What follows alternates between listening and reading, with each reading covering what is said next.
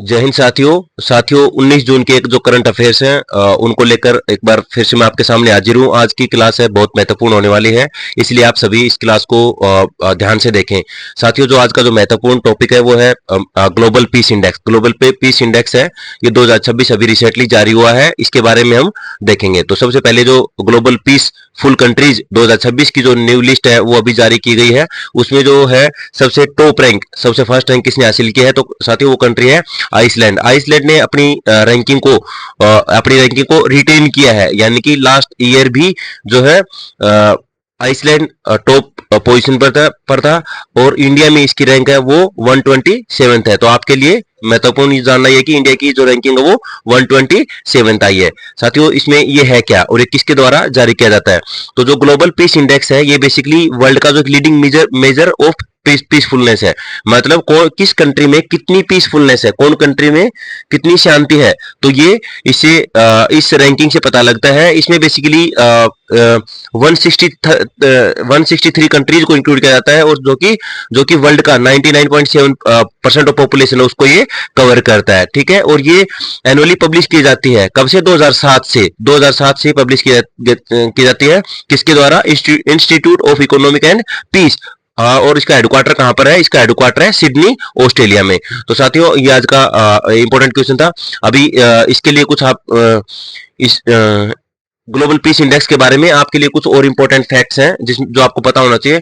पहली बात तो इसमें जो टॉप कंट्रीज है, इसमें फर्स्ट रैंकिंग जो हमारी बात कर चुके हैं आइसलैंड जिसने फर्स्ट रैंक हासिल किया है, second New Zealand and third Switzerland. उसके बाद में जो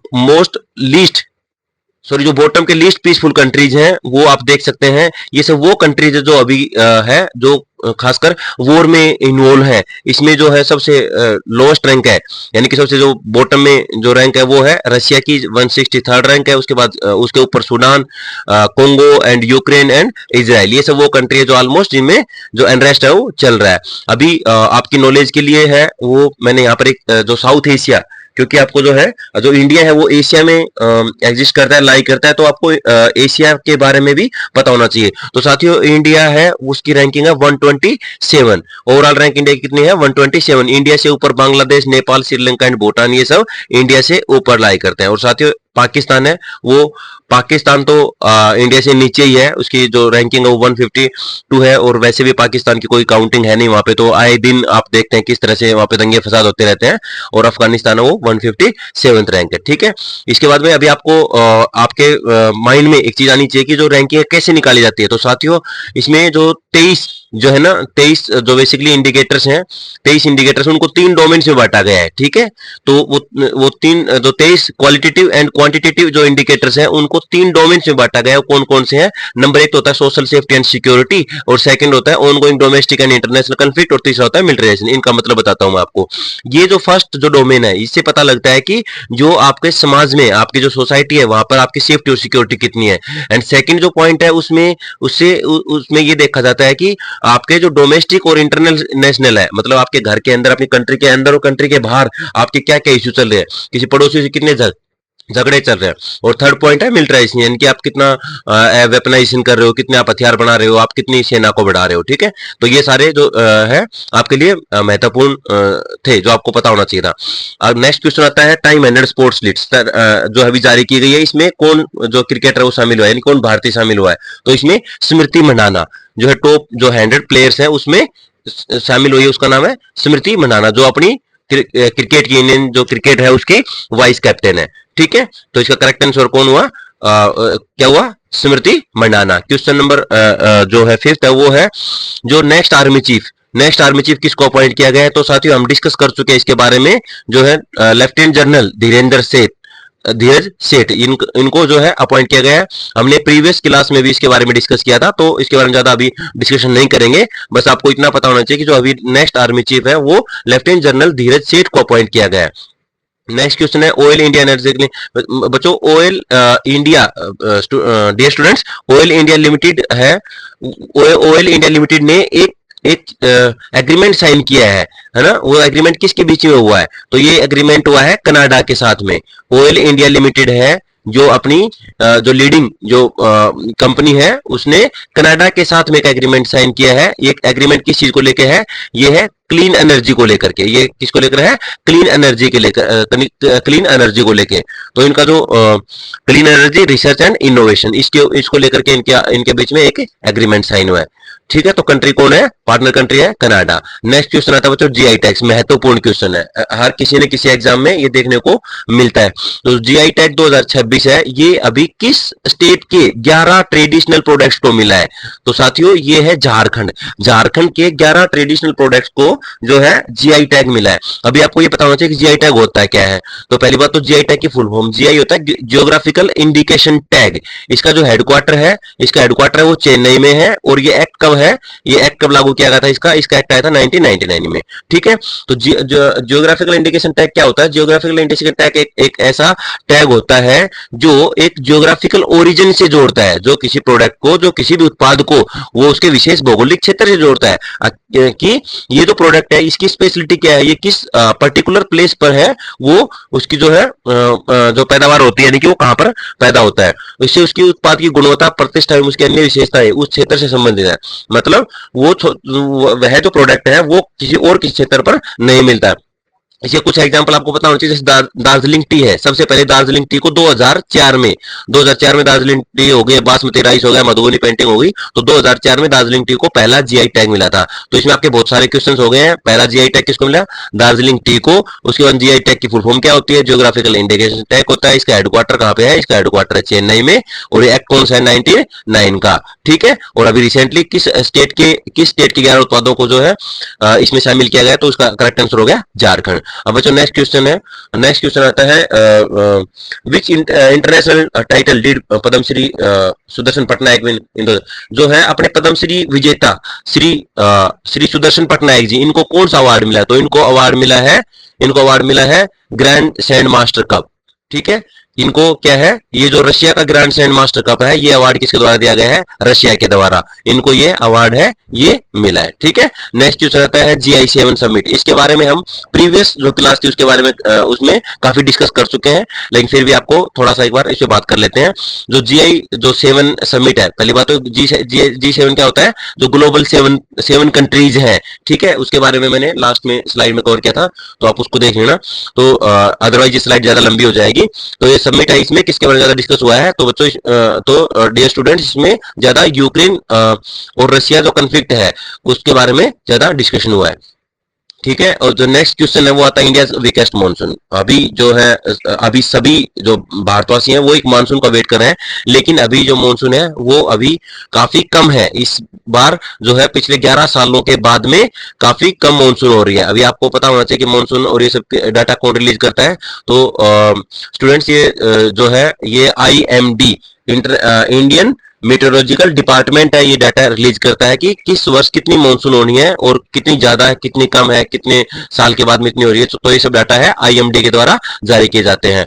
और अगला क्वेश्चन आता है कि जो ये मानसून है ये कम इसका होने का रीजन क्या है? जो ये मानसून है ये वीक मानसून क्यों हो रही है अबकी बार? तो इसका जो मेन, इसका कौन सा फैक्टर है जो इसको डिस्टर्ब कर रहा है? तो यह है एल नीनो। अभी एल नीनो क्या है मैं आपको उसके बारे में बताता हूँ। एल नीनो और लानिना दो पैसिफिक ओशियंस के जो क्लाइमेटिक पैटर्न्स होते हैं जो कि पूरे ग्लोबल वेदर को डिस्टर्ब करते हैं, जो कि पूरे ग्लोबल वेदर को अफेक्ट करते हैं। तो एल नीनो एंड लानिना, देखो ये क्या होते हैं? एल नीनो की वजह से क्या होता है कि जो टेम्परेचर होता है इन एयर्स का, इनका वो गर्म होता है, गर्म हवाएं होती है और पानी को गर्म करते हैं। उसके बाद उससे क्या होता है कि जो वीक ट्रेड विंड्स हो जाती है, जो हवाएं होती है वो कमजोर हो जाती हैं। और दूसरा क्या होता है? लानिना। जो लानिना की वजह से क्या होता है? जो कूल वाटर की वजह से हवाएं चलती है और जो स्ट्रॉन्ग यहाँ पे जो हवाएं होती है वो तेज चलती हैं। तो अब की बार जो एल नीनो है उसकी वजह से जो मानसून है वो भारत में कम होगी। इसके बारे में अगर आप सभी कमेंट्स करेंगे ज्यादा से ज्यादा, तो मैं इसके बारे में पूरी एक वीडियो बना करके चैनल पर डाल दूंगा। ठीक है, नेक्स्ट आती है इंडियन जो सीफेयरर्स ग्लोबली। अब ये डिस्कशन में क्यों है? क्योंकि जो अभी जो अमेरिका और ईरान की जो लड़ाई चल रही थी उसके दौरान में 3 शिप्स के ऊपर जो है यूएसए द्वारा अटैक किया गया था। तो उसमें अपने 3 भारतीय नाविक भी जो मारे गए थे। तो उनको क्या बोलते हैं? सीफेयरर्स कौन होते हैं? जो इंडिया के बाहर जाकर के और इंडिया में भी जो अपने जो शिप्स में काम करते हैं, जो प्राइवेट जो मर्चेंट शिप्स हो गई, पोर्ट्स हो गए, उन पर जाकर ठीक है, जो काम करते हैं उनको बोलते हैं सी फेयरर्स। तो इनकी जो संख्या है वो लगभग 3.5 लाख है। अभी आपने देखा होगा कि जो जो मीटिंग हुई थी ट्रंप की और मोदी की, उसमें भी इनके बारे में स्पेशली वहां पे डिस्कशन हुआ था। ठीक है, नेक्स्ट क्वेश्चन आता है कि जो कौन सी रेगुलेटरी जो रेगुलेटर होता है जो कि जो परमिशन देता है, यानी कि जो एक अथॉरिटी होती है, उन्होंने Nuvama wealth management mutual and fund operations को किसने मंजूरी दी है, किसने मंजूरी, तो इसको बोलते हैं सेबी। ये है सेबी, क्या होता है, stock exchange board of India. तो इसके बारे में एक हम अलग से पूरी क्लास बनाएंगे और उसमें समझेंगे कि सेबी और जो ये अथॉरिटीज होती हैं ये क्या काम करती हैं। ठीक है, तो अभी आपको अभी के लिए आप इतना ही जानो कि जो सेबी है उसने बेसिकली फाइनल अप्रूवल दिया है किसको, ये जो नुआमा वेल्थ मैनेजमेंट म्यूचुअल फंड है इसको इसको जो है इन्होंने फाइनल अप्रूवल दिया है कि दे कैन वर्क, वो काम कर सकते हैं। ठीक है, अगला क्वेश्चन आता है कि आईसीसी वुमेन्स जो T20 वर्ल्ड कप है ये कहां पर हो रहा है, तो ये कहां पर हो रहा है साथियों, ये हो रहा है इंग्लैंड एंड वेल्स, यानी कि इंग्लैंड है वो इसको होस्ट कर रहा है। तो इसके लिए कुछ आपके महत्वपूर्ण जानकारी आपको पता होना चाहिए कि 2024 में जो है आईसीसी का वर्ल्ड कप जो कहां पे हुआ था, तो ये हुआ था कि यूएई में। पहले ये कहां पे शेड्यूल था, ये था बांग्लादेश में, लेकिन वहां पर जो अनरेस्ट चल रहा था उसकी वजह से इसको कहां पे करवाया गया था, यूएई में। और उसका चैंपियन कौन बना था, उसका चैंपियन था न्यूजीलैंड की वुमेन्स टीम। और जो नेक्स्ट एडिशन वो कहां पे होगा, नेक्स्ट जो आईसीसी वर्ल्ड कप होगा वो होना है आईसीसी वुमेन्स वर्ल्ड कप, वो होना है 2028 में, पाकिस्तान में शेड्यूल्ड है। लेकिन साथियों पाकिस्तान का हालात ऐसे ही है, पता नहीं वहां पर हो या ना हो, जैसे कि बांग्लादेश का है वो शिफ्ट होकर के यूएई में करवाना पड़ा था, ऐसे ही हालात क्योंकि अभी वहां पर दिखाई दे रहे हैं।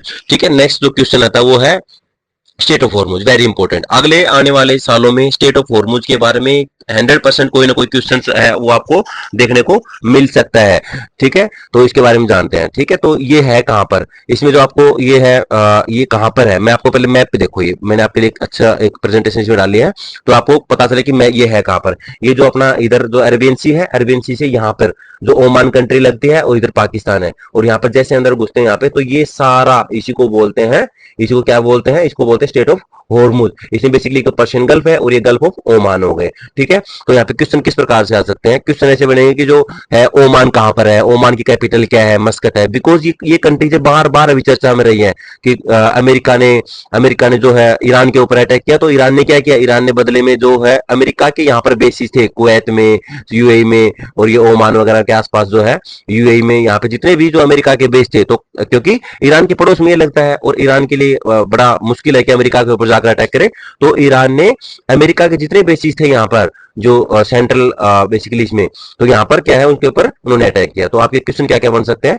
ओमान कहां पर है, ओमान की कैपिटल क्या है, तो मस्कट हो गई, यूएई हो गया, इसकी अबू धाबी हो गई है। ठीक है, उसके बाद में दोहा, कतर की दोहा हो गई, बहरीन की कैपिटल मनामा हो गई, ये देखो सऊदी अरब है, सऊदी अरब की रियाद हो गई। ठीक है, नेक्स्ट आता है इराक की कैपिटल कुवैत, ये सब यहाँ पे देखो, ये सब यहाँ पे लाइन करा है। ठीक है, तो ये सब है, और ये ईरान की कैपिटल क्या होगी, तेहरान। देखिए साथ साथ में आपको ये जो है कि इंपोर्टेंट पोर्ट्स है उनको भी देख लेना, जैसे बंदर अब्बास है, काफी चर्चा में था, तो ये है, ये आपको पता होना चाहिए। ठीक है, तो नेक्स्ट क्वेश्चन अभी आगे चलते हैं, ये है जीपीआई पब्लिशर। ठीक है, तो अभी हमने जो फर्स्ट क्वेश्चन किया था कि ग्लोबल पीस इंडेक्स ये किसके द्वारा जारी किया जाता है, तो साथियों ये जारी किया जाता है institute of economics and peace. ठीक है, ये है, ये रैंक निकालता है, जो कि हम ऑलरेडी बात कर चुके हैं। कुछ फैक्टर्स को ध्यान में रखकर, सेफ्टी, सिक्योरिटी एंड पीस है, ये मैट्रिक्स को, इनके जो पैरामीटर्स होते हैं इनको ध्यान में रख करके ये बेसिकली जो है इंडेक्स है वो जारी किया जाता है। अगला क्वेश्चन होता है which government framework was highlighted by the government on 16 जून 2026। तो कौन सा जो है फ्रेमवर्क का वो गवर्नमेंट के द्वारा जारी किया गया है, तो वो है अंत्योदय फ्रेमवर्क। अब अंत्योदय फ्रेमवर्क क्या होता है, अंत्योदय फ्रेमवर्क होता है कि गवर्नमेंट का फोकस होता है कि जो लास्ट माइल सर्विस डिलीवरी, इसका जो फोकस होता है लास्ट माइल सर्विस डिलीवरी। इसका क्या मतलब होता है, देखो समझो, इसका मतलब होता है कि जो हमारी समाज में, देखो समाज में इनइक्वालिटी है ना, कुछ लोग बहुत ज्यादा अमीर है, कुछ लोग बहुत ज्यादा गरीब है, कुछ लोग एजुकेटेड है, कुछ लोग बहुत अनएजुकेटेड है।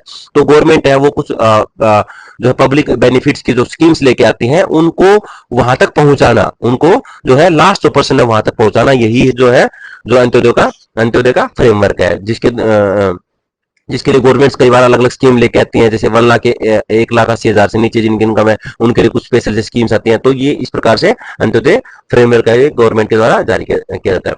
अभी नेक्स्ट क्वेश्चन है कि जो 19 जून 2026 को पहला ब्रिक्स एमएसएमई फोरम कहाँ आयोजित किया गया? तो ये कहाँ पे हुआ है? ये हुआ है आगरा में। अभी ब्रिक्स एमएसएमई फोरम क्या होता है, पहले बात तो आपको ब्रिक्स के बारे में पता होना चाहिए। ब्रिक्स है वो हमने पहले पढ़ा था एक बार, अगर आप लोग कमेंट करेंगे तो मैं ब्रिक्स के बारे में अलग से वीडियो बना दूंगा। तो ब्रिक्स क्या है? ब्रिक्स है ब्राजील, रशिया, इंडिया, चाइना और साउथ अफ्रीका, इन देशों का एक संगठन है, इन देशों का ग्रुप है। और इसमें से इनके जो फुल मेंबर्स है बच्चों, फुल मेंबर्स है डियर स्टूडेंट्स, वो है 11। इसमें 11 है जो जो फुल मेंबर्स हैं। ये एक इंटर गवर्नमेंटल ऑर्गेनाइजेशन है। ये क्या है? एक इंटर गवर्नमेंटल ऑर्गेनाइजेशन है। इसके अंदर क्या है? 11 इमर्जिंग मार्केट्स है। कंट्री देखो, Brazil, Russia, India, China, south Africa, Egypt, Ethiopia, Iran, Saudi Arabia and UAE and Indonesia. ये सब देख लेना। पर इसमें महत्वपूर्ण क्या है? महत्वपूर्ण ये जो 5 कंट्री है, ब्राजील, रशिया, इंडिया, चाइना और साउथ अफ्रीका, ठीक है, ये जो है अपने वर्ल्ड के 40% है पॉपुलेशन, वो इसमें इंक्लूड करते हैं। और इसकी जो 37% है वर्ल्ड की जो जीडीपी है, उसको ये रिप्रेजेंट करते हैं, ठीक है। अब इसमें जो पार्टनर कंट्री, अब देखो 2 टाइप की कंट्री होती है। एक तो होती है फुल मेंबर कंट्री, जो कितनी है? 11। एक क्वेश्चन बन सकता है कि इसमें पार्टनर कंट्री कितनी है? तो इसमें पार्टनर कंट्री क्या है? 10 है, जो कि एडिशनल है। इन कंट्रीज के अलावा, जो मैंने ये कंट्री यहां पर जो बताई है, इनके अलावा 10 कंट्री और हैं जो पार्टनर कंट्री हैं, ठीक है, जो कि परमानेंट मेंबर नहीं, फुल मेंबर्स नहीं है, ठीक है। तो अभी इसको होल्ड कौन कर रहा है? तो ये है इंडिया। इंडिया इसको जो चेयरमैनशिप है वो 2026 की होल्ड कर रहा है। अभी थीम क्या है? कई बार थीम पूछा जाता है, तो इसका थीम है building for resilience, innovation, cooperation and sustainability. ये इसका क्या है? ये इसका ब्रिक्स 2026 जो है समिट है उसका थीम है, ठीक है। अभी नेक्स्ट क्वेश्चन आता है, ई जागृति पोर्टल किस विभाग द्वारा जारी किया गया? तो साथियों ये है डिपार्टमेंट ऑफ कंज्यूमर अफेयर्स, ठीक है। तो डिपार्टमेंट ऑफ कंज्यूमर अफेयर्स है, उसके द्वारा ई जागृति पोर्टल है, ये जारी किया गया है। अभी आपको पता होना चाहिए कि ये होता क्या। तो ई जागृति पोर्टल वो एआई सक्षम उपभोक्ता शिकायत निवारण के अंदर है, ठीक है, जो आर्टिफिशियल इंटेलिजेंस से जो ऑपरेटेड जो एक है उपभोक्ता शिकायत के अंदर है, ठीक है। ये कस्टमर जो है, कस्टमर्स का जो कुछ प्रॉब्लम्स होती है उनको उनका रिन्यूअल, उनका जो है बेसिकली उनका निवारण जो है करने वाला एक सिस्टम है, ठीक है। अब आता है मैं मोस्ट इंपोर्टेंट क्वेश्चन आज का, नेत्रा AEWNC सिस्टम का मुख्य कार्य क्या है, ठीक है। तो सबसे पहले आपको ये पता होना चाहिए होता क्या है। चलो देखते हैं। ये है, मैं आपको एक ये इसको पहले देखो, इसकी फुल फॉर्म क्या होती है। ये होता है airborne airborne surveillance and early warning system, इसको बोलते हैं, ठीक है। और ये क्या है? ये है क्या? ये भारत की एक स्वदेशी हवाई निगरानी और प्रारंभिक चेतावनी प्रणाली है। ये करता क्या है? अभी आपको दिखाता हूं मैं, देखो यहाँ पे ध्यान देखो, ये एयरक्राफ्ट है, इंडियन एयरफोर्स का एयरक्राफ्ट है। इसके ऊपर यहाँ पे ये लगाया जाता है नेत्रा, ठीक है, जैसे पहले अवाक्स था, ठीक है। तो इसमें क्या है? ये क्या काम क्या करता है? ये हमारे जितने भी जो है अब जो अपनी बैटलफील्ड होती है उसके ऊपर नजर रखता है, उसके ऊपर पूरी नजर रखता है। और क्या करता है? एक सर्विलेंस प्लेटफॉर्म है ये बेसिकली, ठीक है। सर्विलेंस प्लेटफॉर्म है जो कि अर्ली वार्निंग देता है किसी भी मिसाइल या किसी भी एयरक्राफ्ट की जो कि बैटलफील्ड में फ्लाइंग कर रहे होते हैं, उनकी वार्निंग देता है, सो दैट कि उनके अगेंस्ट एक्शन लिया जा सके और उनको जो है खात्मा उनका किया जा सके। साथियों आज के जो क्लास है उसको यहीं पर ओवर करते हैं। जो है ये 2 दिन के जो क्वेश्चन थे, इसलिए थोड़ी सी क्लास जो लंबी हो गई है वीडियो, उसके लिए माफी चाहूंगा। और थैंक यू, आप सभी वीडियो को देखें, ज्यादा से ज्यादा कमेंट करें और इस वीडियो को शेयर करें। थैंक यू, जय हिंद, जय भारत।